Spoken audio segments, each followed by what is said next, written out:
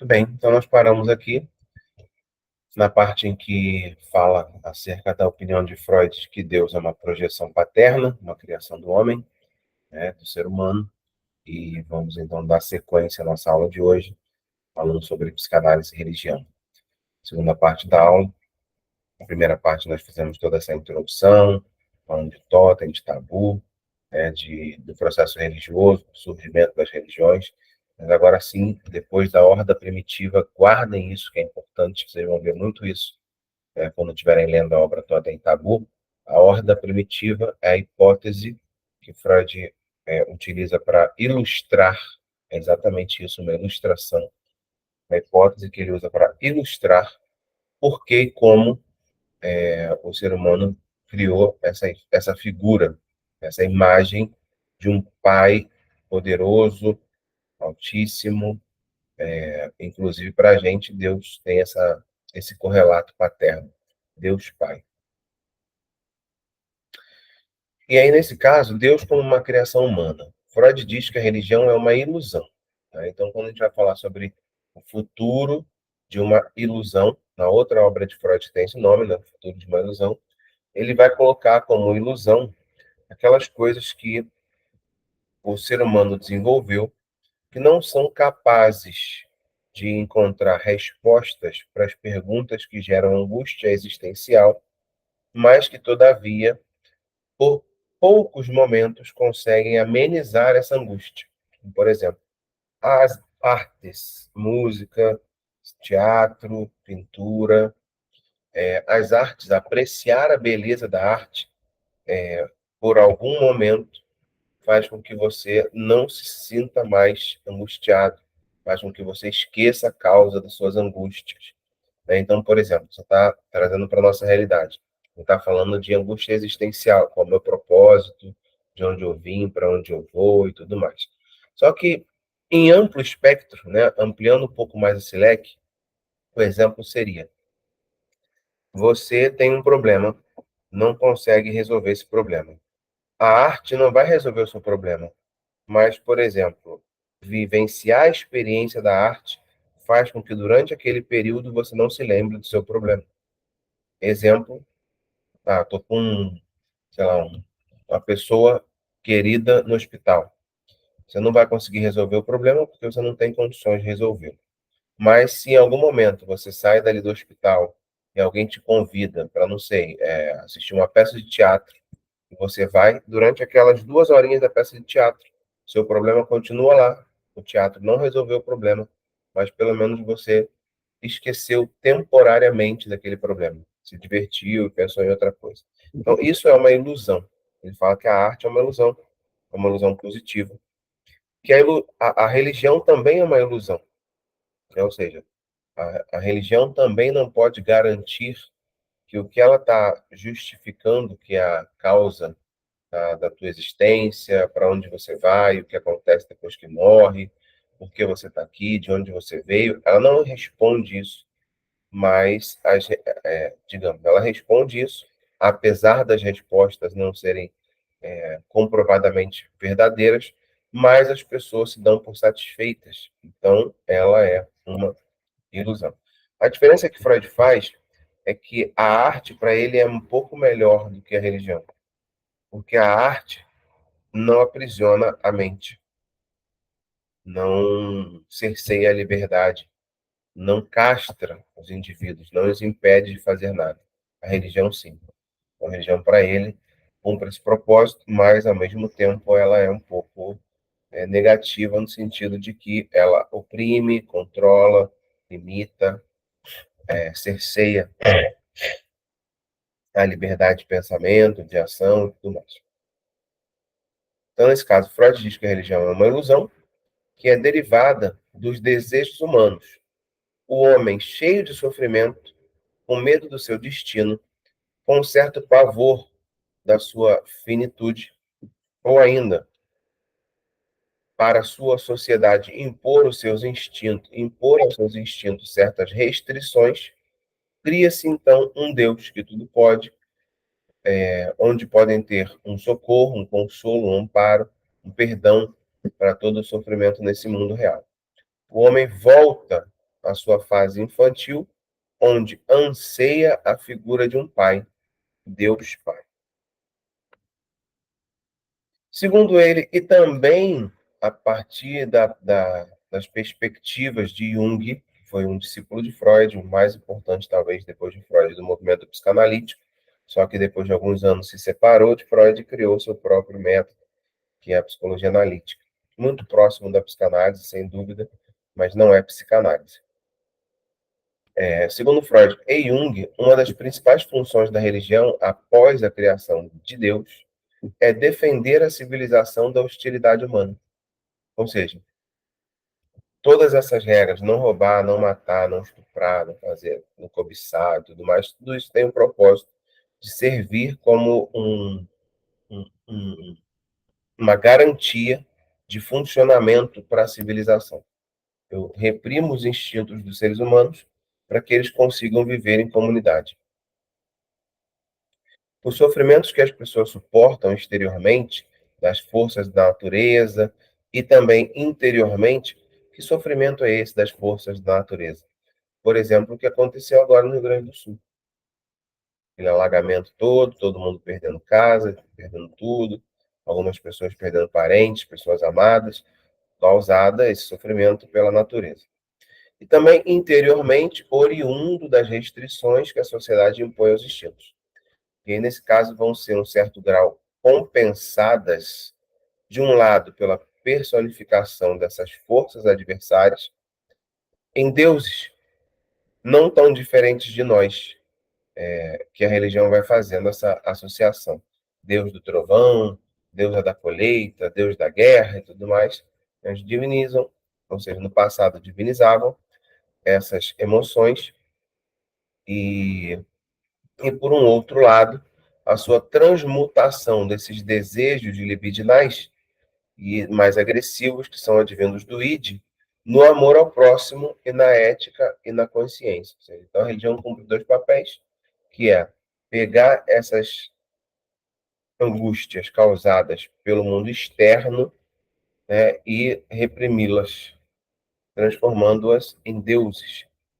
E também reduzir a pressão dessas tensões causadas pelos instintos, né, pelas libidos, desejos, que não estão sendo satisfeitos, transmutando isso em amor, bondade, perdão, que são seus relativos opostos. Então, essas ideias convergem agora no desejo final e mais potente que a religião satisfaz, ou seja, o anseio pela figura de um pai. Então, Freud acredita que o ser humano cresce, mas nunca deixa de sentir a necessidade de ser cuidado, protegido e apoiado, que era o papel do pai na infância, e por isso criou-se um Deus para continuar fazendo isso, depois que esse ser humano é adulto. Isso já foi assinalado pela função da consciência, a autoridade exercida sobre o ego pelo superego e os sentimentos ambivalentes de dependência e a apreensão que isso gera são, segundo Freud, reanimação da relação com o pai. Então, nossa vida toda, nossa trajetória toda está baseada na nossa relação entre pai e mãe, ou seja, o complexo de Édipo. O pai, assim como a mãe, evidentemente, mas são funções diferentes, e o pai cumpre esse papel, né, de estruturação do ego, impondo limites, impondo a moral, limitando comportamentos, por aí vai. Sem esse pai, essa criança não se desenvolve como deveria para se ajustar ao modelo padrão que a sociedade espera. Ou seja, quer dizer, o superego vai enfrentar o ego, tal como um pai severo enfrenta o filho. Quem é o superego? Lembra que a mente, para Freud, tem três instâncias. O id, que é o depositário de toda energia, basicamente inconsciente, e ele tem a função apenas de, de ter libido, né? De desenvolver desejos. Então, o id só deseja. O superego, por outro lado, é o agente repressor desses três. Então, eu tenho um id de um lado que quer tudo a qualquer custo, a gente pode ilustrar na figura de um diabinho, e a gente tem do outro lado um superego que reprime tudo a qualquer custo, que não permite que a pessoa faça nada. Ou seja, ele é super santo, super modelo. E por isso ele está do outro lado lá com aquela auréolazinha de anjo. E no meio desses dois vai estar o ego. Então, assim como o superego fica o tempo todo martelando, reprimindo, enfrentando o ego, da mesma maneira que um pai severo vai enfrentar esse filho para que ele não faça tudo o que ele tem vontade de fazer. Porém, mais do que isso, o sentimento de culpa, aparentemente para o superego, ele vai ser necessário para a construção da própria consciência. É a partir do sentimento de culpa que essa criança associa que ela não deve mais repetir aquele padrão. Então, quando a criança se sente culpada por haver cometido um erro, ela não consegue mais cometê-lo. Consegue entender isso? Não adianta que o pai ou a mãe diga que não, não faça isso e tudo mais, ela vai continuar fazendo até que ela se sinta culpada por ter feito aquilo. No momento em que ela se sente culpada por ter feito aquilo, essa repressão deixa de ser externa, oriunda do pai, da mãe, de quem quer que seja, e passa a ser uma autorrepressão. E aí sim passa a ser eficiente, porque eu não faço porque eu não me permito fazer, entendeu? E não é simplesmente derivado da incapacidade do indivíduo de encontrar os instintos libidinais e agressivos do seu id. Ele vem também do remorso original e coletivo por um ato lá atrás, que esse assassinato do pai, esse ato original que envolve o pai. Aí voltamos assim ao velho tema. A culpa é também um legado histórico, um fenômeno fundamental de nossa vida emocional adquirido pela raça humana como uma herança psíquica transmitida de geração a geração. Reflitam sobre isso. Qual grande religião tem a culpa como sendo a figura central da sua pregação? Eu não conheço a fundo os dogmas das outras, mas a do cristianismo, sem dúvida, se tirar a culpa, acaba a religião. Inclusive, na missa, existe uma fala em que o padre vai falar meia culpa, meia máxima culpa. E por isso eu preciso desse Cristo que vai expiar os meus pecados, que vai receber essa minha culpa, que vai me perdoar dessa culpa, ou seja, mas eu me sinto culpado até hoje. E a igreja te faz continuar sentindo-se culpado, porque nós fomos responsáveis pela morte de Cristo. Essa é a essência da pregação. Mas, digamos, vamos analisar esse fato friamente. Quando Cristo foi crucificado, todos que estavam ali queriam que ele fosse crucificado? Ou tinha gente ali como João, como Maria, como José, como outras pessoas amigas, queridas, que não queriam que ele fosse crucificado? Então, se ele morreu por nós, ele morreu por mim, beleza, mas eu não sou culpado, teoricamente falando. Por que eu não sou culpado? Porque eu não estava lá. E se eu estivesse lá, pode ser que eu estivesse do lado de quem não queria que ele fosse morto. Mas aí não, a igreja nos culpabiliza pela morte de Cristo, no sentido de que ele morreu pelos meus pecados. Então eu sou culpado pela morte dele. Qual é a necessidade de instaurar essa culpa?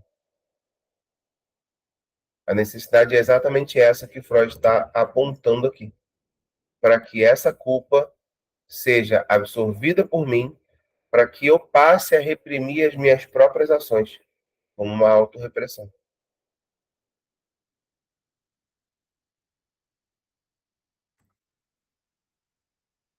A culpa pela morte de Jesus, por exemplo, que seria Deus na pessoa do Filho, nada mais é do que a transfiguração, ou seja, o deslocamento da culpa que nós sentimos por nossos desejos de assassinar o nosso pai para possuir as nossas mães, ou vice-versa, ou o desejo de assassinar a mãe para estar com o pai.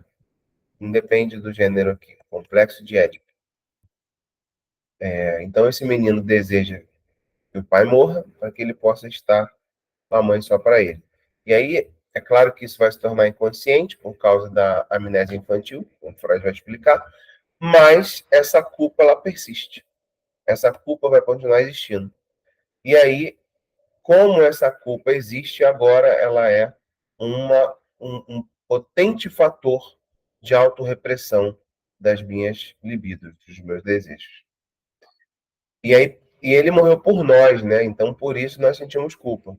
E essa necessidade de continuarmos nos sentindo culpados, como forma de manutenção dos tabus que regem a nossa sociedade, é reforçada e mantida sempre acesa por todas as formas de religião.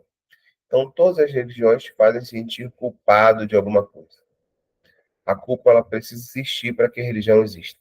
Porque quem tira a culpa, ou quem ameniza a culpa, ou quem perdoa a culpa, são as religiões, de cada um à sua maneira, né? Então, no catolicismo tem o confessionário, você vai lá, fala, depois você tem uma punição e você é perdoado, e a sua culpa é diminuída. No cristianismo protestante tem outro. Enfim, todas as religiões te fazem sentir, de alguma forma, culpado por alguma coisa. Então, por exemplo, o kardecismo não te faz sentir culpado por alguma coisa. Mas se você está aqui para poder pagar os seus erros do passado, para evoluir, porque você errou, então se você sofre é porque você fez coisas ruins no passado, na outra vida, de alguma maneira, é porque você está sendo culpado pelos erros que você cometeu nessa suposta vida passada. Ou seja, todas as religiões vão manter no seu cerne de crenças algum nível de culpabilização, senão ela não subsiste. Por esse caminho, olhamos a teoria da horda primitiva e Freud situa a religião como um círculo do complexo paterno.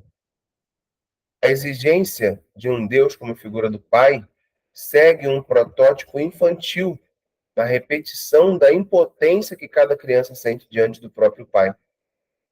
E essa exigência é, ao mesmo tempo, uma repetição da relação do pai com o filho na horda primitiva, que, em tese, traríamos conosco no nosso código genético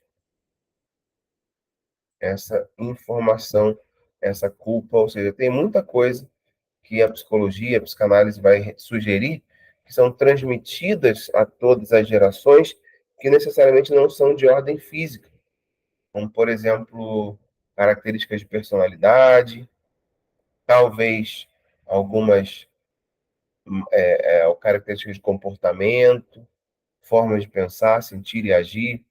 Há quem diga que até o medo do escuro, Jung, por exemplo, acredita que até o medo do escuro, que é natural a toda criança, remete ao momento em que nós vivemos em cavernas, que não dominávamos o fogo. É porque nesse momento nós deixávamos de ser caçadores e virávamos presa. É porque não tem outro sentido. Já que a criança passa 9 meses no escuro, ela sai dali e tem medo do escuro. A exigência de um Deus como Pai vai então propagar essa questão dessa transferência de todas as experiências da humanidade ao longo dos séculos. Não posso garantir que por meio do código genético, mas com uma transmissão, de alguma maneira que seja, nós acreditamos que sim, que seja transferido de pai para filho, de mãe para filho, de pai para filho. Inclusive a necessidade dessa proteção, desse apoio, desse carinho, porque afeto, carinho, acolhimento, tudo isso é ligado à figura materna. Proteção, punição, mais proteção, né? A mãe pode ser o afeto e o pai a proteção. E quando falta um dos dois, há uma dificuldade na formação desse sujeito. Algum problema vai acontecer na formação desse indivíduo. Então, você pode me perguntar, a criança que cresceu sem pai, sem ninguém para ocupar o lugar dele, para substituí-lo, vai ter problema? Eu arrisco dizer que sim, vai ter problema. Qual o problema? Não sei, porque cada um é um indivíduo, cada um é um universo em si próprio, mas que vai apresentar algum tipo de desordem psíquica, emocional, comportamental, isso sem dúvida. Agora, no entanto, o sentimento de impotência é criado pela própria natureza e pelas restrições impostas pela sociedade. Assim, eles revertem a solução da infância, criando um ser supremo, adotado de todos os atributos do seu pai. Você vai ver que Deus, muitas das vezes, é até visto como ser humano mesmo. Deus se irrita, Deus se arrepende, né? Porque está na Bíblia que Deus se arrependeu algumas vezes, apesar de que a gente escuta falando aí que Deus não é homem para que minta, nem filho do homem para que se arrependa, mas está lá em algumas passagens que Deus se arrependeu de tal coisa. Então Deus se arrepende, se irrita, ama, cuida, educa, educa no sentido de pune, né? De punir. Então ele acaba sendo de fato criado como a própria imagem do Pai. Ele recebe esses atributos do Pai. E aí Freud vai dizer lá em outra obra, que aqui já é o futuro de uma ilusão, não é mais totem tabu. Ele vai dizer o seguinte: quando descobre que está destinado a permanecer criança para sempre, que nunca poderá viver sem proteção contra as estranhas forças superiores, o indivíduo em crescimento atribui a essas forças as características pertinentes à figura do pai. Ele cria para si mesmo os deuses que temem, dos quais procura agradar e aos quais, não obstante, confia a sua própria proteção. Logo, seu anseio por um pai é um motivo idêntico à sua necessidade de proteção das consequências de sua fraqueza humana. A defesa contra a impotência infantil empresta as características à reação do adulto à impotência que ele tem de reconhecer. Então, o adulto também é impotente. E aí ele recorre à solução infantil e cria uma solução parecida. É uma reação que é precisamente a formação da religião, criando um Deus para si.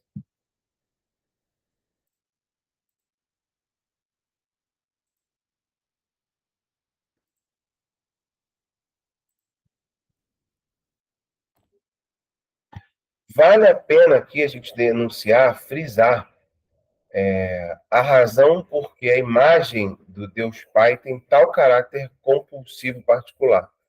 Ela é a realização de um desejo, ou seja, a realização de um desejo traz satisfação, mas a potência peculiar da satisfação obtida por essa crença religiosa consiste no fato de que ela alimenta os desejos e fantasias da mente infantil, derivados dos seus instintos libidinais e agressivos que vão sendo recalcados em relação ao pai. Ou seja, a religião ela fomenta e aumenta e justifica e valida alguns desses desejos infantis. Quais? Proteção completa e total, atenção total e completa,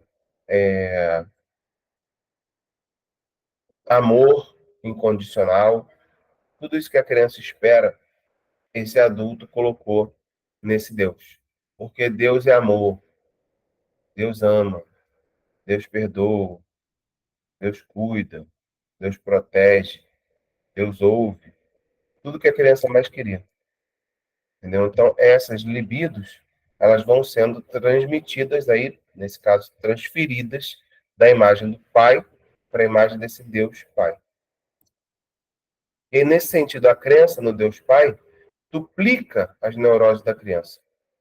Como assim? Né? Como assim duplica as neuroses da criança? Tal como elas vêm sempre desse complexo de Édipo. No primeiro caso, o pai é aquilo que se gostaria de ser. Então, o pai real é alguém que eu gostaria, uma imagem que eu tenho de alguém que eu gostaria que ele fosse. Mas, todavia, ele não atinge essas expectativas. E nenhum pai vai atingir as expectativas do filho. Por melhor que seja, nunca vai atender essas expectativas do filho. Por quê? Porque ele é real, porque ele é humano. Né? E essa imagem que essa criança tem, esse desejo que ela espera ser atendido, é muito além do que qualquer ser humano é capaz de atender. E nesse caso, no segundo caso, o pai, ele impede que se tenha o que gostaria de ter. E essa ambivalência, ela é projetada diretamente no conceito de Deus. De um lado, Deus Pai é o objeto de amor e admiração, o ideal do homem, aquele que tem o poder de realizar todo desejo, né? Aquele que sabe de tudo, que está em tudo quanto é lugar, que tem todo o poder e tudo mais. Mas também, do outro lado, ele é uma autoridade negativa, ou seja, Deus é amor, mas também é fogo consumidor. Então, essa ambivalência, que era o amor e, e a punição do pai, ela também está presente nessa figura que é o ideal desse pai idealizado, divinizado, que é o personagem desse Deus Pai. E aí ele também é o censor, que tudo vê, proíbe os desejos, que pune com severidade quem transgride seus mandamentos e tal. Nessa projeção, a projeção é algo que é projetado, tipo um data show.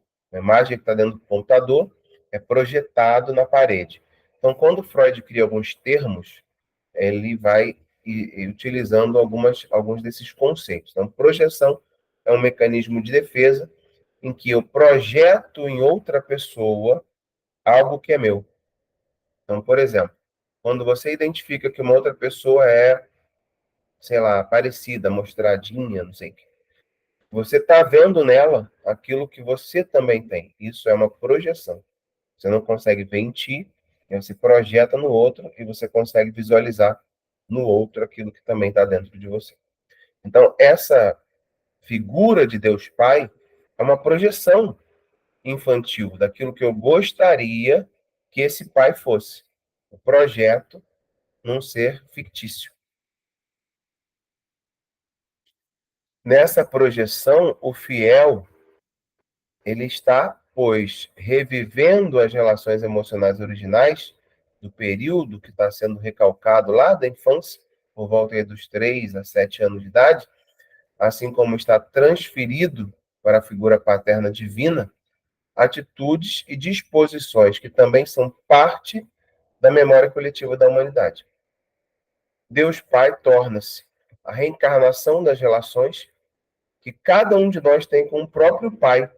Isso explica claramente porque, para algumas pessoas, a figura de Deus é tão contraditória e tão e tem dificuldade de aceitar. Por quê? Porque se Deus é uma projeção paterna e meu pai foi alguém que eu não tenho relação, que eu não gosto, que eu não admiro, que eu não quero ter por perto, Deus vai ser, obviamente, culpabilizado e responsabilizado pelas ações desse pai. Então, se eu tenho dificuldade com meu pai, eu vou ter dificuldade com Deus. Geralmente é assim. Eu imagino que vocês já devem ter visto esse tipo de relacionamento assim difícil com Deus.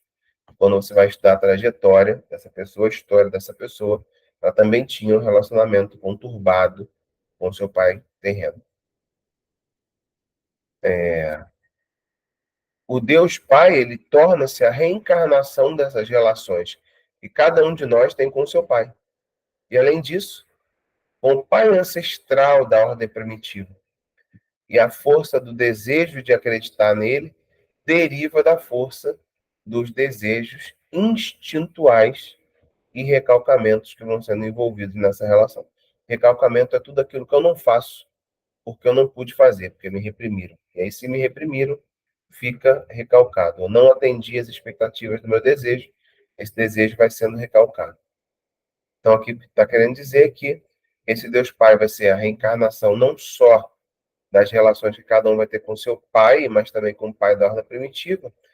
E a intensidade do desejo que eu tenho de acreditar em Deus vai ser derivado da força dos meus próprios desejos instintuais, da quantidade de recalques que eu tive que envolver nessa relação. Então, se meu pai foi super opressor, Deus vai ser alguém que eu vou ter muita dificuldade de lidar. Se meu pai for uma pessoa muito bacana, Deus vai ser alguém que eu vou ter facilidade de amar. Entendeu?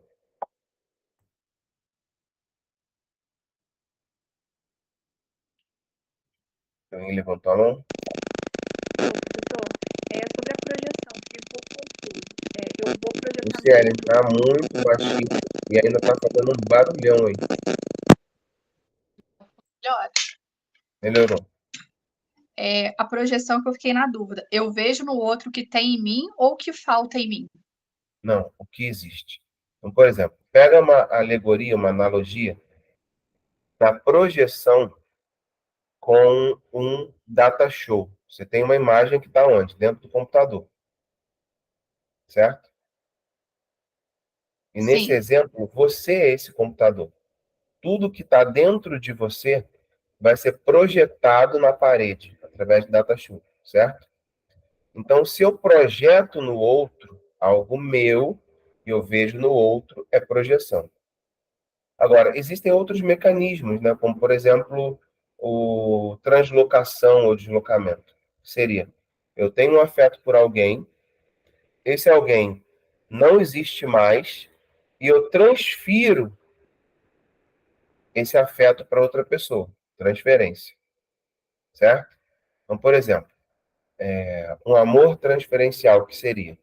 Eu tive um afeto, um amor pela minha mãe, ou pelo meu pai, nesse caso. Meu pai é uma pessoa muito bruta que nunca me devolveu esse afeto. Aí o que eu faço? Eu vou transferir esse afeto para outras pessoas.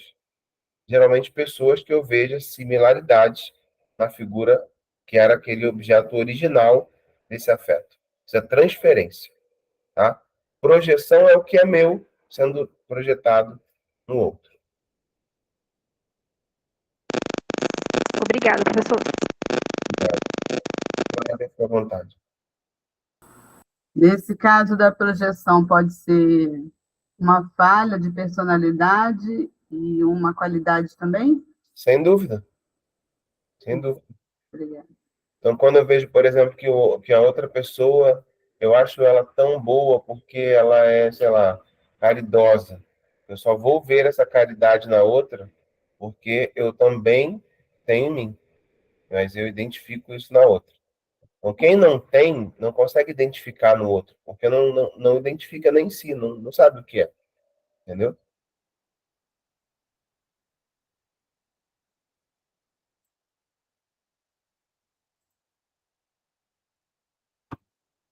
A religião é, então, em consequência, uma fantasia que é nascida da vontade de obedecer.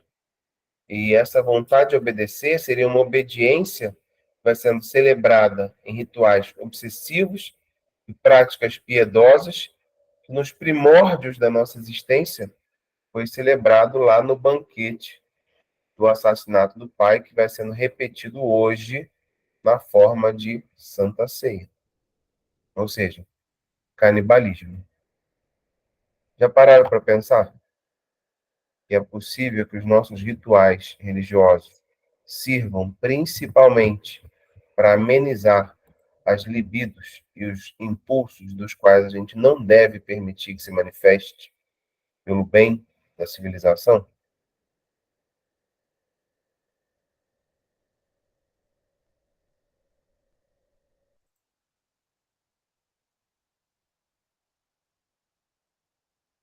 Jane, sublimação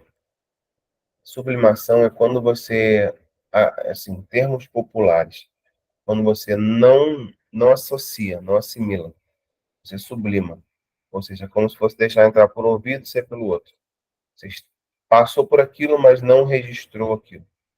Nesse caso, ela foi direto para o inconsciente. Esse conteúdo foi recalcado. A Lucielen está falando que nunca pensou sobre esse papel da religião. E talvez a religião tenha sido, de fato, uma estrutura criada não só para apaziguar a nossa angústia, criando a ideia de um Pai todo-poderoso e protetor que nos cuide, mas também para reprimir os nossos instintos mais animalísticos, para o bem da própria civilização.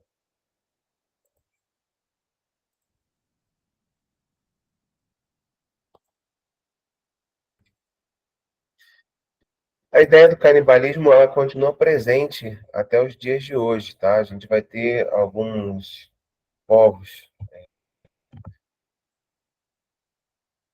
Caramba, esqueci o nome agora. A gente vai ter, eu esqueci o nome de alguns povos africanos que ainda praticam o canibalismo. Mas no Brasil nós tínhamos aqui os tupinambás, que eram um grupo indígena que praticava o canibalismo.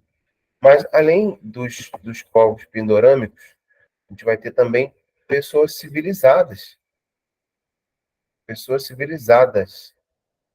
que estão iniciando um novo estilo de alimentação. Se vocês pesquisarem na internet, vocês vão ver que existe um mercado negro não, um mercado do submundo na China para venda de feto para culinária. Entendeu?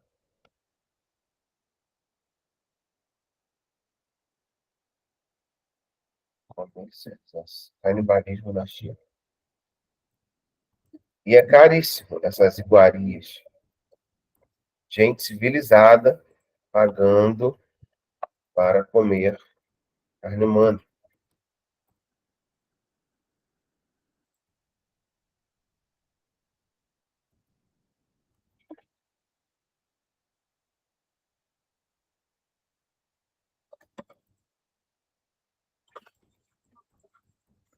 Inclusive,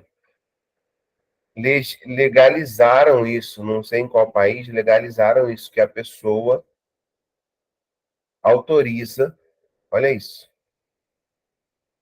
coisas do Japão, aqui, ó, que a pessoa autoriza um documento de que quando ela morrer, a carne dela pode ser consumida, pode ser vendida nesse restaurante. Em novembro de 2017, muitos usuários da internet começaram a encontrar várias versões postadas de um artigo relatando que na cidade de Tóquio havia visto recentemente a abertura de um restaurante que serve carne humana aos seus clientes.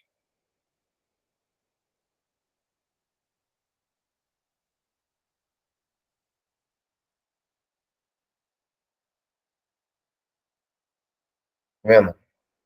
Então, é um negócio que está crescendo no mundo. É absurdo. Assim. Apesar de que aqui está dizendo que a notícia é fake, mas a gente vê aí diversas situações, até no Brasil mesmo, uma família de canibais que foi presa, que matava as pessoas, e vendia coxinha. Canibalismo gourmet. Entendeu? Canibais no Brasil, família canibal. Não sei se vocês viram essa matéria há alguns anos atrás. A família foi presa, matava as pessoas, comia a carne delas, ainda fazia coxinha para poder vender. Aqui, ó. Canibais de Guaranhuns, como ficou conhecido o trio formado, condenados por assassinar, esquartejar, consumir e vender salgadinhos com carne humana em Pernambuco.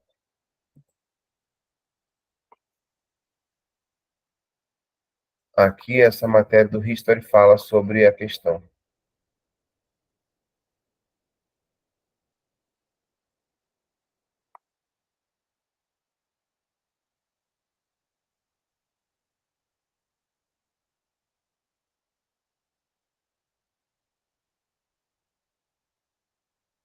Aqui, ó. É verdade isso mesmo. Para isso, oferece 30 mil euros para qualquer doador vivo que queira ceder o seu corpo para consumo humano depois de morto.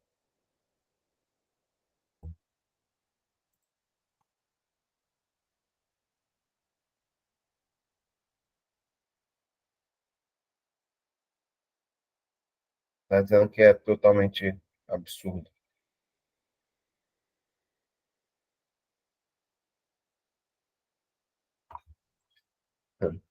Mas há relatos. há relatos de que existe um submundo aí, cada vez maior, pessoas que buscam por carne, por essa iguaria de carne humana. Mas essa ideia de que o canibalismo ele não morreu, ela está presente, né? A gente vê que até hoje, em diversos momentos, relatos de situações individuais aí, em que, por exemplo, uma família comia carne humana, vendia ainda em salgadinho, outra pessoa foi presa porque praticou canibalismo, etc. Então, se não fosse uma libido presente em todo ser humano, já não existiria mais. Esses dias mesmo na faculdade, faço medicina, né? Acho que vocês sabem. Um amigo, a gente estava falando sobre anatomia, e um colega de faculdade falou, cara, uma coisa que eu tenho estranho, quando eu ficava no laboratório de anatomia, me dava uma vontade de provar a carne. Claro que aquela dali já não tinha mais o que provar, né? Mas foi a expressão dessa libido. É interessante que foi tão natural ele falar isso, porque é uma libido presente em todo ser humano que está sendo cada vez mais reprimida. Ele está falando que não sei se é muito, mas vem dos costumes indígenas. Sim, as tribos indígenas praticavam muito, tinham muitas tribos canibais. Mas essa questão do Japão parece que é mito mesmo. É difícil pensar em comer carne de cachorro, que dirá carne humana, inimaginável. Para nós, pessoas ditas normais, né? Mas tem muita gente com muitos distúrbios aí no mundo, que são capazes de muita coisa que a gente não é. Flávia, fica à vontade. Embora seja uma coisa que pode estar realmente no ser humano, mas houve casos de necessidade, igual aquele avião que caiu, as pessoas, né, pela fome, para sobreviver. E até aqui no Brasil, essa questão de comer coisas diferentes, eu acho estranho, porque aqui tem uma grande fonte de vários tipos de carne, de porco, de boi, de frango. Em outros locais, não, e até na China, por causa da guerra, eles tiveram que se reinventar com relação à alimentação. Aqui não falta comida, aqui tem má administração, mas não falta comida. Então, as pessoas também fazem isso por modismo, como dizer, que é uma iguaria, e para mim também psicopatia. Sem dúvida, perversão, sem dúvida, psicopatia. Quando a gente está falando de um costume, de uma tradição, de alguns povos no passado que praticavam esse tipo de coisa, às vezes até ritualisticamente falando, ou por seus próprios costumes milenares, tudo bem, é a cultura de um povo. Mas a partir do momento que isso foi reprimido, né, que a civilização decidiu reprimir isso, considera-se hoje psicopatia todo aquele ato que vai contrário à moralidade e às normas estabelecidas pela civilização. Então, hoje, canibalismo é um reflexo de psicopatia, sem dúvida. A Jane perguntou sobre isso, sublimação, e ela explicou aqui que, na verdade, ela estava falando na hora em que eu falei sobre a religião e a arte serem fatores que amenizam, né? E aí sim, sem dúvida, ela promove a sublimação. A Teresa está falando que está em choque com essa colocação. Eu perdi o foco, o momento aqui em que você escreveu isso, já não lembro da colocação.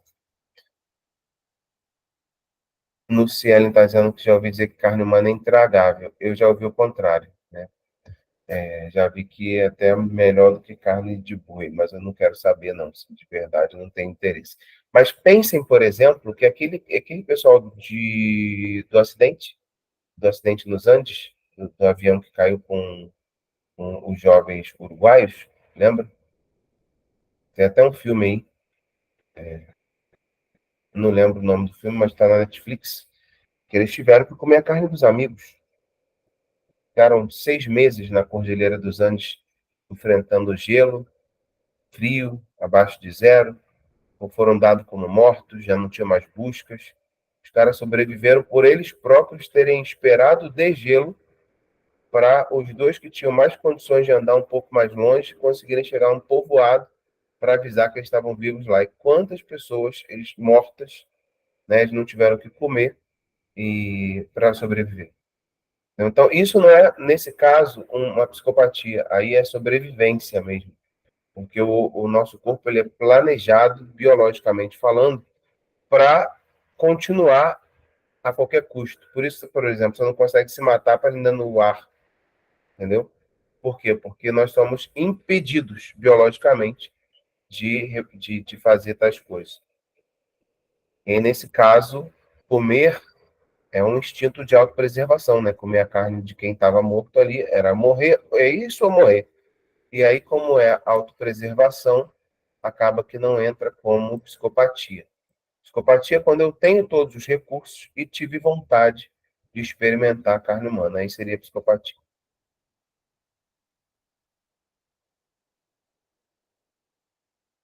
Ah, sim, Tere. Mas várias religiões, por exemplo, os hinduístas, eles falam, eles nos atribuem como canibais, né? Atribuem os cristãos como canibais, exatamente pelo ritual da Santa Ceia. Porque a Igreja Católica, a Igreja Protestante não, tá? A ceia para o protestante, ela é uma rememoração, é lembrar do momento da morte. Mas para os católicos é transubstanciação. Ou seja, os católicos acreditam que através do ritual de transubstanciação, o pão vira corpo e o vinho vira sangue. Então, se eu estou comendo o corpo e bebendo sangue, de fato, é canibalismo. O filme O Poço também fala muito disso. Muito bom. Flávia, obrigado pela lembrança.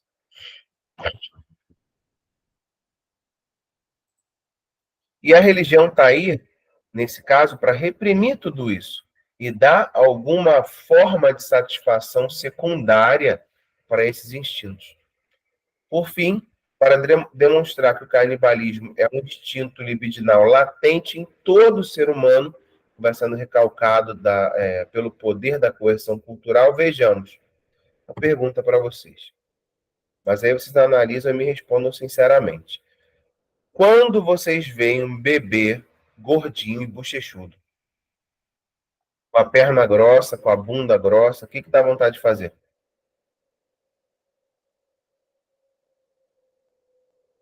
Morder, né? Exatamente. Por que dá vontade de morder? Porque você é tão canibal quanto eu. Que dava, Flávia, não me mintas. Não minta, Flávia. Não dá vontade de beijar, dá vontade de apertar, beliscar, morder.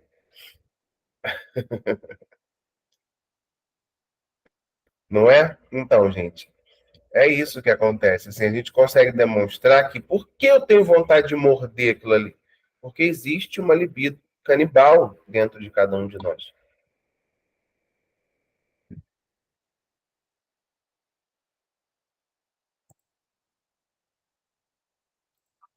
E nós temos a religião para ir nos civilizando cada vez mais, né? Para nos reprimindo cada vez mais.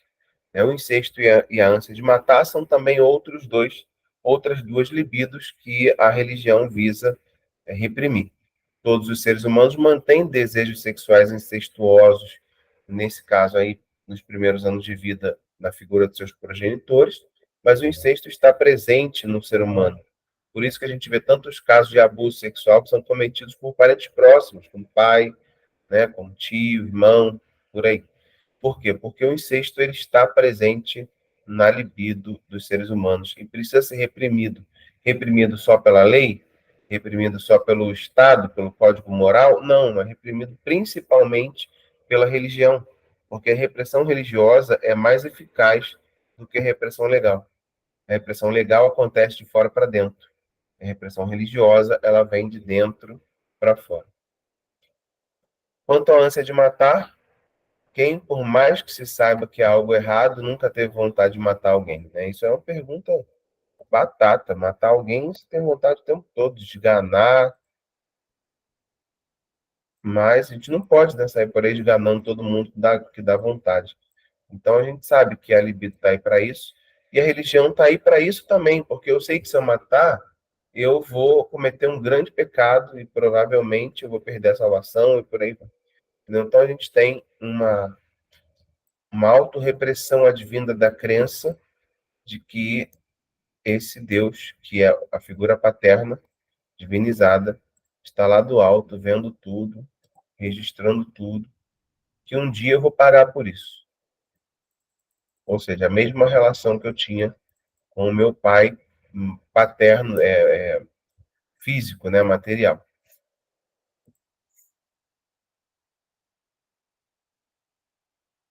A tela ficou fixa no Google? É verdade.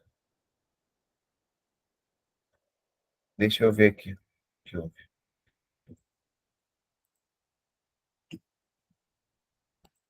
botar a apresentação aqui. Foi, voltou, gente? Só fala com áudio aí para eu ver.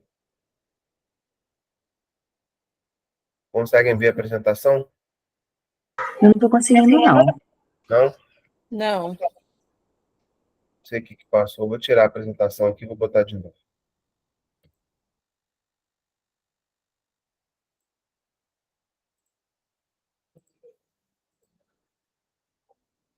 Agora foi.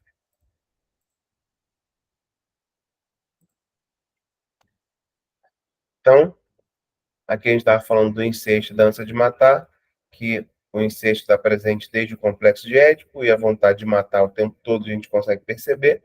Então, esses três instintos são os mais primitivos que ainda estão presentes no ser humano, que é o incesto, o canibalismo e o desejo de matar. E a religião está aí para nos ajudar a coibir, a reprimir esses três instintos e também nos dar a sensação de proteção, apoio, segurança, amor incondicional que a gente esperava ter do nosso pai terreno. Então, conforme podemos confirmar, canibalismo, incesto e ânsia de matar são desejos instintuais comuns em todos os seres humanos reprimidos pela civilização. É isso que vem a ser, né? Essa civilização. Então, civilização, sem muitas delongas, acho que todo mundo consegue imaginar o que é um agrupamento de pessoas que surgiu há milênios lá atrás. E a primeira grande civilização foi a própria Mesopotâmia, de onde vivia Abraão, né? E tinha várias cidades-estados, onde esse agrupamento de pessoas, após terem dominado a agropecuária e também dominado a arte de domesticar animais, como cavalo, boi, lobo e etc.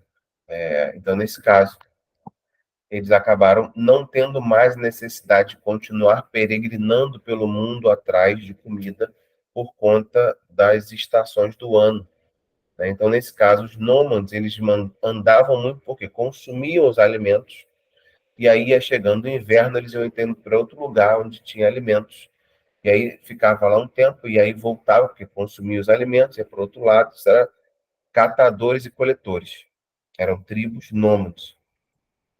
Nesse caso, a civilização ela vai surgir na medida em que esses seres humanos entenderam que era melhor viver em comunidade, se juntar, ao invés de procurar alimentos, produzir o seu próprio alimento. E aí começaram a surgir as primeiras grandes civilizações. Nesse caso, a civilização suméria, o Egito, a China, né, e por aí vai. Então a gente vai ver aí, mais ou menos ao mesmo tempo na história, surgindo esses agrupamentos, esses grandes agrupamentos. Para controlar isso, para organizar isso, foi necessário criar códigos morais, regras, leis, punições, né? Então, a gente tem aí vários textos antigos com punições para cada tipo de crime. Isso porque, para que a civilização funcione, tem que haver punição. E essa punição, ela é automaticamente uma representação da autoridade paterna. Ou seja, Deus pune por quê? Porque Deus é uma representação também, né? Uma projeção desse pai. O desenvolvimento de uma civilização vai ocorrendo lentamente, lentamente. Vários fatores podem influenciar nesse desenvolvimento de uma civilização, como, por exemplo, a existência de recursos naturais. A gente pode pensar que as civilizações antigas cresceram todas elas próximos a grandes rios, como o Tigre e Eufrates, como o Rio Nilo, né? Ou seja, a gente vai ficando próximo ali, por quê? Porque ele enche, irriga a terra, ajuda na colheita, eu tenho um constante aporte de água, né? Então eu consigo sobreviver ali durante mais tempo. E aí vai chegando a ter mais filhos, e mais filhos, e mais filhos, chegando mais gente, e a civilização vai se tornando cada vez maior a ponto de ser uma mega civilização. Clima, proximidade com outra civilização, liderança exercida por um determinado período, etc.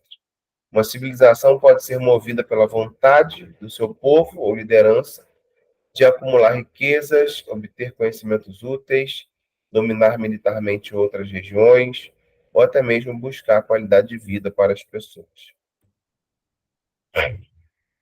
A gente vai ter aqui algumas civilizações do passado, como, por exemplo, a civilização egípcia, caracteriza-se pela concentração de poder e riqueza na mão do faraó, desenvolvem vários conhecimentos com objetivos religiosos, como, por exemplo, a arte da mumificação, que até hoje é um mistério para muita gente, como que corpos podem ficar intactos por 2000 e poucos anos. A civilização grega, que se desenvolveu com o intuito de aprimorar as capacidades intelectuais, físicas e políticas do seu povo. Nesse contexto, desenvolveram a democracia, as artes, o teatro e muito mais. A civilização romana dedicou-se ao domínio militar de amplas regiões, como forma de obter poder econômico para dominar e organizar as províncias, acabou desenvolvendo um complexo sistema de leis. Também criaram técnicas de batalha e armamentos sofisticados para a época. Então, nesse caso, toda civilização tem as suas próprias imposições, né? A princípio, ficamos tentados a procurar as vantagens da civilização na riqueza disponível e nos regulamentos para sua distribuição. O famoso sonho americano, né? Ou seja, tem muitos recursos, eu vou para lá, trabalho, fico rico. E aí essa civilização cresce porque as pessoas estão atrás desse recurso. Entretanto, com o reconhecimento de que toda civilização repousa numa compulsão a trabalhar e numa renúncia ao instinto, provocando, portanto, inevitavelmente a oposição dos atingidos por essa existência, vai tornando-se claro que a civilização não pode consistir unicamente na possibilidade de conquistar riqueza, pois seria ameaçada pela rebeldia, pelas manias destrutivas dos seus membros. Logo, é necessário um sistema capaz de defender essa civilização, sendo necessária a existência de privações e medidas de coerção e outras que destinam a reconciliar os homens com ela, a recompensá-los por seus sacrifícios, sendo essa última onde reside as ideias religiosas. Então, gente, para Freud, a religião foi criada como uma instituição para controlar as pessoas. A gente vai ter aqui frustrações, proibições e privação. Freud vai explicar que, em benefício de uma termologia uniforme, descrevemos como frustração o fato de um instinto não poder ser satisfeito, como proibição, o regulamento pelo qual essa frustração é estabelecida, e como privação, a condição produzida pela proibição. Então, a gente vai ter aí um instinto, ele é proibido. Ele sendo proibido, gera uma frustração. A proibição em si é o regulamento pelo qual esse instinto não pode ser atendido. E esse instinto não atendido acaba sendo uma privação da libido. Todavia, é importante deixar claro que, em se tratando de privações, é importante distinguir entre aquelas que afetam a todos e aquelas que não afetam a todos. As que afetam a todos são as mais antigas. Surgiram na humanidade há quem sabe quantos milhões de anos, né? E serviram para separar o homem da sua natureza animal. Na obra Totem Tabu, nós vimos que essas privações surgiram após o assassinato do pai, consistiam basicamente de reprimir desejos instintuais que poderiam atrapalhar o convívio em sociedade. E entre eles vão estar justamente os três: canibalismo, incesto e desejo de matar. Então, privações para todos, esses. Privações internas, proibições internas de papel do superego. Se no começo do processo civilizatório a coerção precisava ser externa, via lei e via tabus, por exemplo, depois essa coerção passa a ser internalizada. A criança vai aos poucos tornando-se um ser moral e social, na medida em que um núcleo psíquico, que Freud denominou superego, vai se formando. O superego tem como função a manutenção dos nossos valores e ideais, de tal forma a coibir desejos incompatíveis com a nossa cultura. Ou seja, é a internalização dessa regra, dessa lei, dessa proibição. Mas existe também algumas privações que não afetam a todos, que consistem nas privações que são comuns apenas a menos privilegiados de uma sociedade, sendo de se esperar que as classes subprivilegiadas invejem os privilegiados, né? Invejem aqueles que podem fazer algumas coisas. Então, nesse caso, vão ser favorecidas e façam tudo o que podem para libertarem-se do seu próprio excesso de privação. Tem a ver com a conquista material. Por exemplo, algumas privações não afetam a todos, porque algumas pessoas têm recursos para atender a essas libidos, a essas necessidades ou a esses desejos. Já outras não, como ela não tem, ela precisa de algum recurso para liberá-la do próprio excesso de privações. E aqui, me digam se eu estou enganado, tá? Mas essa é uma análise crítica muito profunda. Quanto mais o lugar é desenvolvido, quanto mais ricos moram no lugar, menos igreja tem. Quanto mais pobre é o lugar, quanto menos recursos tem, quanto menos estrutura tem, quanto mais pobres moram no lugar, mais igreja você vai encontrar. Umas 3 em cada esquina. E em cada rua. Vocês já perceberam isso?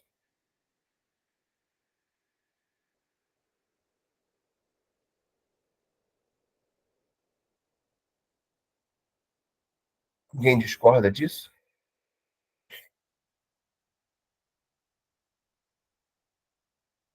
Exatamente, né, Tere? Então, por que você acha que isso acontece?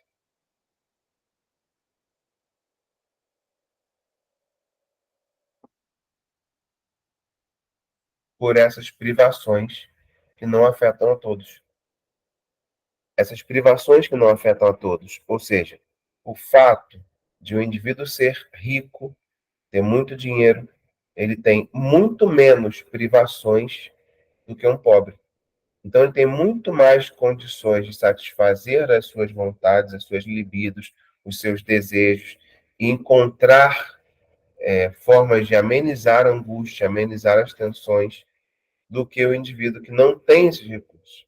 Então, o indivíduo que não tem esses recursos precisa muito mais da religião para suplantar essa defasagem, essa carência. Eu não tenho dinheiro para ir às Bahamas no domingo, então eu vou no domingo à noite para o culto da igreja. Né? Então, nesse caso, você vai ver que a pessoa que tem condições de ir às Bahamas, passar um final de semana, vai para as Bahamas passar um final de semana.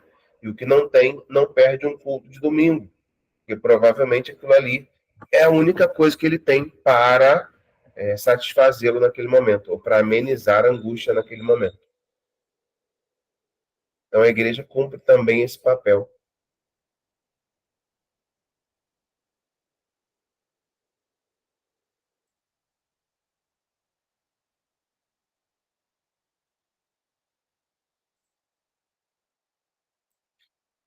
Sem dúvida, né? O pobre sempre fica mais vulnerável. Pode ficar à vontade, Flávio. Entendo que cumpre um papel social e de dar uma certa dignidade à pessoa que ela não tem por causa da deficiência, da falta de recursos, como você citou, que não pode ir a determinados locais, mas ali ele tem esse fator social que ajuda ele a se sentir mais digno. Pode ser dessa forma, pode se entender dessa forma, sem dúvida. Na verdade, ela acaba sendo um prazer substituto, ou uma forma de amenizar, de atender essa busca por satisfação que o dinheiro também daria, entendeu? Então, quem tem mais dinheiro tem outras formas de satisfazer. Quem tem menos dinheiro tem só essa.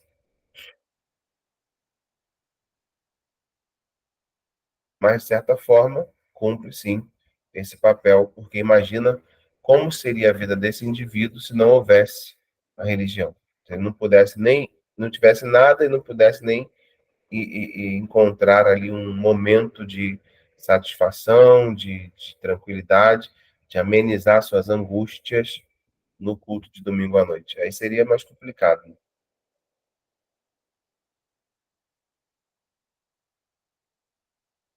Quem mais está com a mão levantada?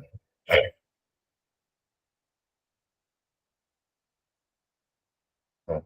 Gente, eu queria deixar claro o seguinte: eu, particularmente, não sou contra a religião, pelo contrário, né? Eu falei com vocês. Eu acho que a religião ela cumpre um papel importantíssimo na humanidade, tanto na humanidade, de modo geral, proibindo, sim, assassinato, ensinando as pessoas a serem mais pacientes, mais resilientes, a terem melhores condutas, né? Eu acho que a religião uma grande oportunidade, é uma escola de desenvolvimento para aqueles que realmente estão imbuídos no processo de evoluir, independente de qual religião, tá? Acho que todas elas pregam o crescimento, o desenvolvimento, o amor, o perdão, né, o autodomínio, o autocontrole. Então, a religião, para mim, é importantíssima, tanto como estrutura dentro desse processo civilizatório, mas também como um ato particular para cada um, né? Eu acho que acreditar em Deus, e já tem vários estudos que falam sobre isso, que as pessoas que acreditam em Deus, que rezam para encontrar uma cura, que oram pela cura, elas têm muito mais chance de superar uma enfermidade, como, por exemplo, um câncer, um tumor ou uma cirurgia, né, do que uma pessoa que é ateia e não tem essas convicções, que não reza, que não ora, que não busca, que não tem fé. Nesse caso, a fé tem um grande poder curativo. Então, para mim, a religião, tanto como um ato, como instituição, elas são indispensáveis para o ser humano. Mas Freud não pensava assim. Então já temos as privações que não afetam a todos. O indivíduo, como um cidadão, o cidadão como um indivíduo, como uma unidade, ele é inimigo da civilização. Por quê? Porque todo indivíduo é virtualmente inimigo da civilização. Embora se suponha que esta constitui objeto de interesse humano universal, ou seja, a civilização é de interesse de todos, até a página 2. Isso ocorre porque a civilização impõe aos seus membros um fardo muito grande de coerção e privação, fazendo que se tornem insatisfeitos para com ela, mesmo sabendo que necessitam dela para manter os seus estilos de vida. Então você vai ver muita gente rompendo com o sistema, muita gente indo morar no meio do mato, né? Muita gente deixando a estrutura e entrando para uma realidade alheia ao Estado, né? Nesse caso, criando suas próprias leis, como é o caso de comunidades onde existem tráfico de drogas, tem seus próprios juízes, suas próprias leis, suas próprias formas de punição, né? Então, cada aí você vai ver que muitos estão insatisfeitos aí com o processo civilizatório e acaba que ninguém está satisfeito, de fato. Né? A gente tem que trabalhar para comer, comer para trabalhar e um dia morrer. Ninguém está satisfeito. Mas é isso, ou ter que plantar comida, é isso, ou ter que morrer de uma picada de cobra, porque você não tem soro antiofídico, é isso, ou você ter que lutar contra uma onça pintada, um javali, é viver na civilização, ou é você sozinho à mercê contra a natureza. Então não dá. Civilização é necessária, mas é difícil ter que reprimir boa parte de coisas que você gostaria de fazer. Por quê? Porque você não tem dinheiro, né? Porque você não tem disponibilidade, você tem compromisso, né? Porque é imoral, porque é ilegal, enfim, por uma série de fatores, essas repressões são realmente um fator que gera angústia. Então, isso ocorre porque a civilização impõe aos seus membros um fardo muito grande de porção de privações, fazendo com que se tornem insatisfeitos para com ela, mesmo sabendo que necessitam dela para manterem os seus estilos de vida. Isso já foi. E essas ilusões, né, durante as ideias culturais, dentro das ideias culturais, a arte se destaca enquanto fornecedora de um tipo especial de satisfação, ou seja, há uma pequena parte de participantes dessa civilização, porque nem todo mundo tem recursos para, por exemplo, ir ver uma orquestra sinfônica no teatro, não sei das cores. Nem todo mundo tem dinheiro para assistir uma peça não sei, que seja. Mas a arte não é para todos, né? Às vezes, até mesmo para você ir num museu, já fica complicado. Não só porque a pessoa não tem recurso, mas porque, por não ter tido recurso, não vê nenhum mérito, nenhum benefício em estar lá. Então, mais que a entrada seja franca ou que seja barato, a arte não é para todos. E segundo Freud, a arte oferece satisfação substitutivas para as mais antigas e mais profundamente sentidas renúncias culturais. Por esse motivo, ela serve como nenhuma outra coisa para reconciliar o homem com os sacrifícios que tem que fazer em benefício da civilização. Mas se a arte está restrita a poucos, a religião não. Então é como se a religião fosse para os pobres aquilo que outras formas de satisfação é para a elite. Ao contrário, né, dentre os itens do inventário psíquico de uma civilização, a religião constitui-se numa das mais importantes ilusões.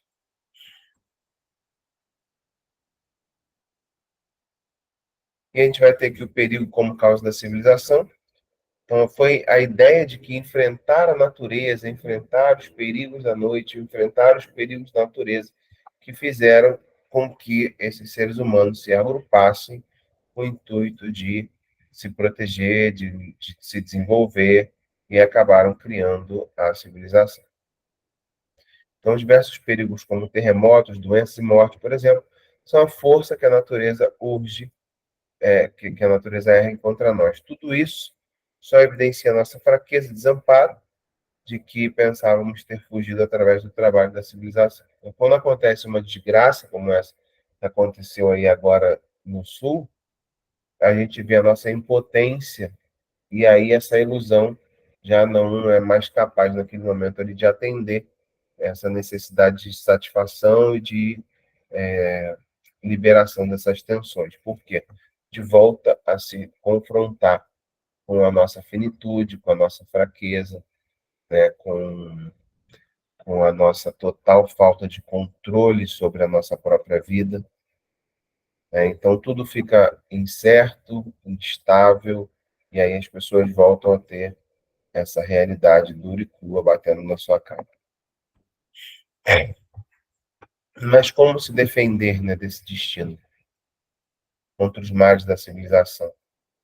A resistência e a hostilidade servem como processos de defesa. Mas contra as forças da natureza, essas estratégias elas não funcionam. Então, Freud indica que um processo de defesa começou a se instalar quando os homens tornaram a natureza antropomórfica, ou seja, associar a deuses a formas humanas. A chuva era a lágrima de um dos deuses, e o trovão era o seu brado. Então, enfim, aos poucos as ideias de destino foi se tornando e tomando formato semelhante a esses que vivemos na nossa sociedade. Não podemos nada contra a tempestade ou a morte, mas se imaginarmos que a tempestade é um castigo de um poderoso ser e a morte uma passagem para uma outra vida melhor, o terror perante elas diminuirá. Esse ser poderoso poderá ser apaziguado, subornado e influenciado a ter misericórdia por nós. Sendo assim, usamos métodos idênticos aos que praticávamos cotidianamente com nossos semelhantes para lidar com aquilo que nos aterroriza. Freud vai, aos poucos, abrindo caminho até o ponto onde quer chegar, que é a função da religião. A função da religião é apaziguar o homem diante do terror da morte, do nada e da falta de sentido da vida. A explicação de que o sentido da vida é simplesmente o aprimoramento da mesma, para essa humanidade, não é suficiente para o homem comum. Por quê, gente? O que ele precisa, na verdade, é saber por que ele está no mundo. O que ele deve fazer ou não. Enfim, para onde ele irá depois de morrer. Estes são os principais conflitos existenciais da humanidade, que se não podem ser respondidos, pelo menos eles precisam ser consolados.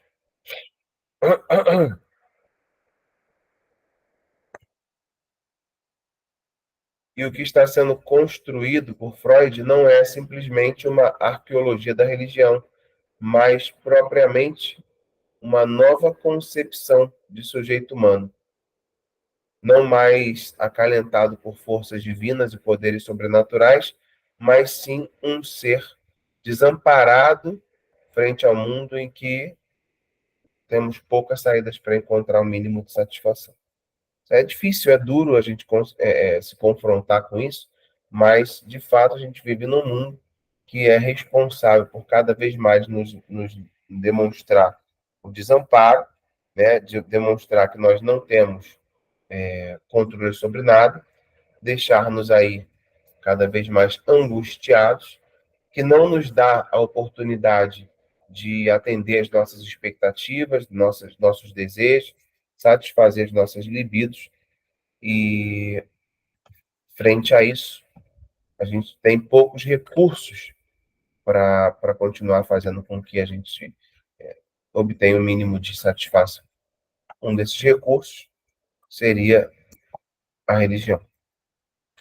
Essa sensação de desamparo, ela diminui na medida em que a gente acredita ter o amparo de Deus, o amparo de um Pai todo-poderoso, que seja responsável, que nos cuide, que nos proteja. Então, nesse caso, para isso Deus foi criado, com esse propósito de amenizar o desamparo. Então, a tríplice missão da religião é essa: exorcizar os terrores da natureza, reconciliar os homens com a crueldade do destino, particularmente a que é demonstrada na morte. Você vai ver que todas as religiões propõem uma resposta para a morte. E 3, compensar os homens pelos sofrimentos e privações que a sua vida civilizada em comum lhes impõe. Então, a gente tem 3 propósitos na religião. Esses 3 aí a gente encontra em praticamente todas, em todas as religiões. Nesse caso, a função paterna, E vem a ser essa relação da criança com esse pai que vai sendo matizada por uma ambivalência que é característica entre o amor e o ódio. Então, toda criança tem, pelo pai, o medo, mas também o amor.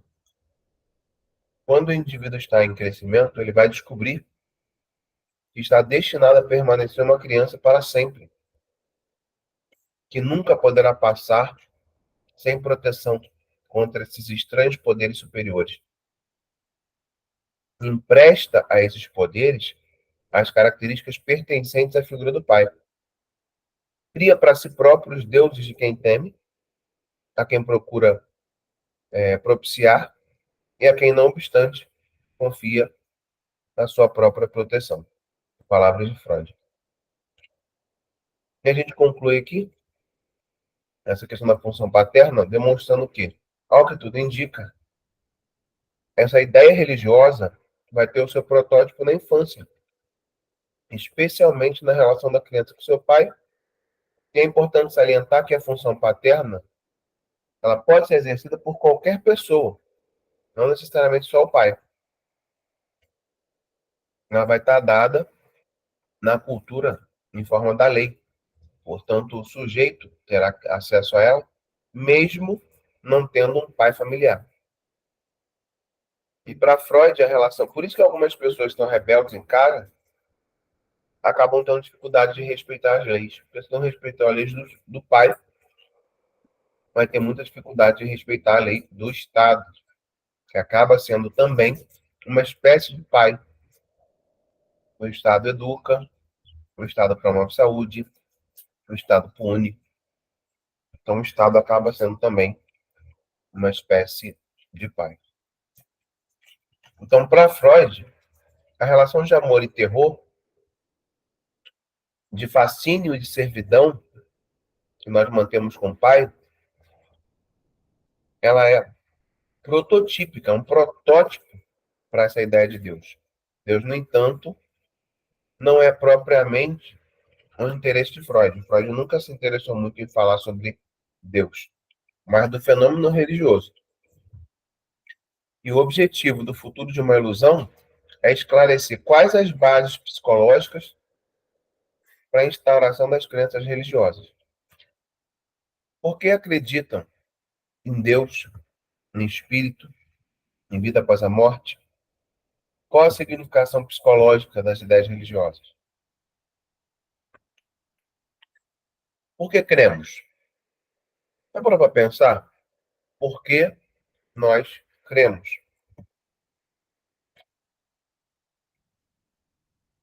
Qual a razão da nossa crença? É possível que todo mundo aqui admita que a religião está dentro do campo da fé. Nós acreditamos simplesmente porque devemos acreditar. Pedir uma prova empírica da existência de Deus parece um tanto quanto absurdo. Os cientistas podem argumentar, os religiosos, os cientistas podem argumentar os religiosos. É como São Tomé, né, que só acreditava vendo. E é possível que isso seja verdade, pois o que Freud faz é privilegiar o uso da razão para sustentar as crenças. Todo ensinamento, diz Freud, exige uma crença em seu conteúdo, mas não sem produzir fundamentos para sua reivindicação. Ou seja, nesse caso, não existe um ensinamento que eu possa produzir que eu não acredite nele. Então, se eu estou ensinando alguma coisa, é porque eu acredito naquilo. Não tem crença envolvida.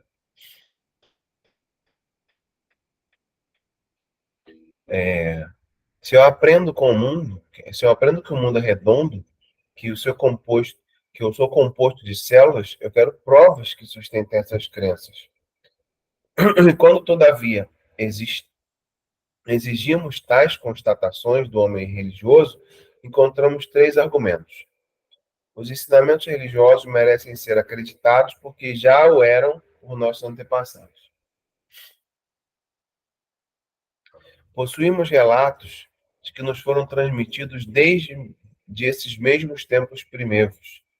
É totalmente proibido questionar a sua autenticidade. Nesse caso, ninguém contesta a verdade religiosa. Por exemplo, Maria morreu virgem, quando na verdade a própria Bíblia diz que Maria se manteve virgem até que deu à luz a Jesus. Jesus teve outros irmãos e irmãos, mas a Igreja Católica quer insistir até hoje que esses irmãos e irmãs eram só por parte de José, que Maria era virgem até morrer. Isso não está na Bíblia em lugar nenhum. E aí, o que justifica isso é uma súmula papal. Um papa disse isso, e ponto. E as pessoas creem por quê? Porque está escrito, né? Porque disseram, porque todos creram. E não tem uma justificativa que seja validada empiricamente.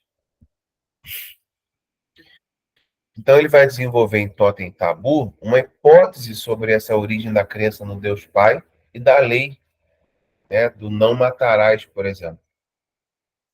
Para o nosso objetivo aqui, basta lembrar que a lei tem um motivo histórico. Ela é feita para garantir a segurança de todos os componentes do clã. Além dessas importantes reminiscências, dessas lembranças, né, reminiscências históricas, o cabedal de ideias religiosas, como vimos, inclui também importantes realizações de desejos, especialmente aqueles vinculados à minimização do desamparo. No esquema que vai sendo proposto por Freud é o seguinte: nós temos um desejo, esse desejo é proibido, e por isso ele vai ser recalcado. O desejo ainda vai permanecer no inconsciente, exigindo a sua satisfação, que é conseguida através de uma solução de compromisso. O sujeito é tomado por um sentimento inconsciente de culpa e se vê obrigado a atuar como um ato de defesa ou de segurança, como uma medida protetora. Por exemplo, o desejo de matar o pai, o desejo intolerável que aceita ser deslocado para um ritual religioso. Comei meu corpo e tomai do meu sangue.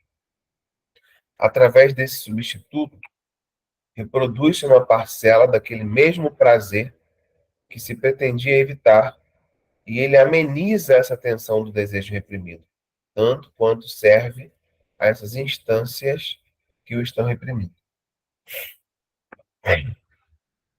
Enfim, a luta entre a pulsão e cultura faz valer o destino do complexo de Édipo, que é a submissão completa à vontade de Deus Pai, que só existe para apaziguar as nossas angústias,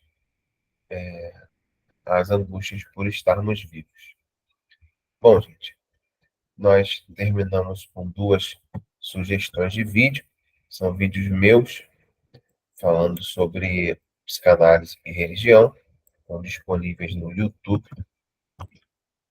São vídeos muito antigos, que eu fiz uma palestra na Livraria Cultura, lá em Brasília. E, na ocasião, eu falei sobre psicanálise e religião para um grupo de líderes religiosos da localidade. Pois assistam com calma, que vai complementar bastante a aula de hoje. E assim eu termino a nossa apresentação com alguns minutos para que a gente possa interagir e abordar ainda, tirar dúvidas, falar um pouco mais sobre o tema. Vou deixar aqui a tríplice missão da religião. Nunca se esqueçam. Alguém tem alguma dúvida? Fiquem à vontade. Pode falar, Flávia. Eu achei que o interessante dessa relação da virgindade de Maria, que realmente a Bíblia não menciona dela ter morrido virgem, mas sim que ela teve filhos. Parece que Jesus tinha 5 irmãos, e até Tiago, que é um dos apóstolos, é irmão de Jesus. Mas aí, enfim, eu entendi que é uma questão de querer relacionar virgindade e santidade. Quando, às vezes, uma pessoa pode ser virgem, mesmo jovem ou não, ela pode ser mau caráter. Uma coisa não está relacionada à outra, não quer dizer que seja. Então, às vezes, eu penso muito nisso, porque até aquele filme Rainha Elizabeth, ela não era uma pessoa de moral sexual íntegra. Na realidade, ela nem foi assim, mas ela colocaram ela como uma rainha virgem também, para se relacionar com a Virgem Maria. É uma coisa assim, de relacionar uma santidade que não existe. Verdade, muito boa a sua contribuição. A necessidade de vincular a virgindade com a santidade. De fato, isso aconteceu aí nessa figura alegórica aí, que é a mãe de Jesus, que a igreja insiste em fazê-la eternamente virgem, mesmo sem as provas, né, que justifiquem isso. Mas em matéria de religião, a gente vai ver sempre muitas incongruências, né? Ou seja, por isso até também a gente não pode crer piamente que a nossa é a única verdade.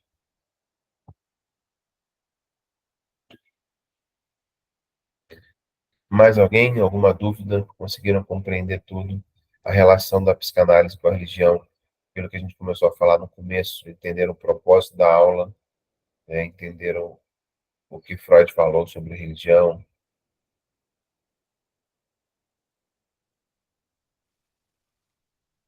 Pode falar, Luciane. Professor, eu acho que é uma aula muito assim para a gente refletir até sobre os nossos estigmas, né? Porque confronta muita coisa. Então, eu estou aqui com um monte de pontinho de interrogação. Agora eu compreendo porque muitos psicólogos, psicanalistas não têm religião, porque realmente cria na cabeça da gente várias. Você começa a questionar coisas que você foi imposto desde pequeno a pensar e nunca você teve alguém que te fizesse pensar diferente, né? Como aconteceu hoje aqui. Mas eu acho que foi uma aula muito produtiva, porque a gente vai se deparar, enquanto profissionais, com pessoas de N religiões, com N crenças, né? E daí a gente precisa se manter neutro. Então, eu fiquei todo o tempo me segurando aqui para não expor a minha opinião enquanto cristã, né? Do que eu acredito, mas compreendendo o que você estava dizendo de uma forma neutra, né? Então, acho que isso também é um exercício para quem está aí na busca de se tornar um psicanalista. E foi muito boa a aula, só agradecer.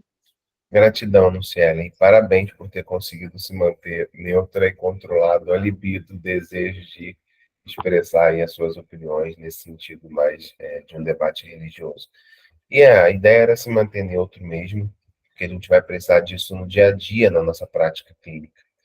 É uma aula terrível, eu sei que é. Eu passei por uma faculdade de psicologia que a todo tempo me levava a reflexões desse tipo. Passei por uma formação psicanalítica que também, como você acabou de ver, só um pedacinho, né, te leva a desconstruir muitas coisas, a questionar muitas coisas. Cheguei a beirar a ser ateu, porque já não conseguia mais encaixar as crenças com a razão, entendeu? E tive que desconstruir todo aquele edifício que eu tinha antes para reconstruir um novo, em que eu me mantenho alguém religioso, alguém teísta, alguém que acredita em Deus, que acredita em Cristo, mas que segue uma outra mecânica diferente da estrutura que me obrigaram a seguir quando eu era pequeno, entendeu? Então, cada um vai tendo aí a sua própria reflexão acerca do conteúdo, mas que bom que ele conseguiu promover essas reflexões em você. Obrigado. Mais alguém quer falar alguma coisa? Então, gente, só recomendando. Não esqueçam de ler o livro Totem Tabu. Não é um livro inteiro, tá? É um artigo dentro de um livro de Freud. Totem Tabu, leiam esse artigo. E também, se possível, assistam os 2 vídeos, que vai complementar bastante a aula de hoje. Bom, gente, um excelente final de semana para vocês. Eu vou depois compartilhar os vídeos da aula lá no grupo, tá? Qualquer dúvida que vocês tiverem também pelo grupo do WhatsApp, a gente vai tirando. Um abraço a todos, agradeço a presença. Ótima aula, professor. Muito obrigada. Gratidão, Flávio. Deus abençoe a todos. E Obrigada. no próximo mês. Bom final de semana. Obrigado, Alda, para você também. Tchau, tchau.